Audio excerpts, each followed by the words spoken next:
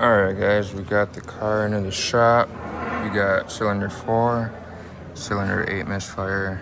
They're both in the back, in the way back, both sides. 3.9 liter V8, rear drive.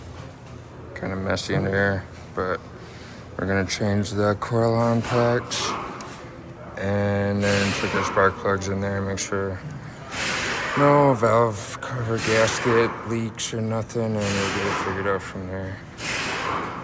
And if the coil packs or the spark plugs don't solve that, we gotta look at compression and stuff like that, and we'll go from there.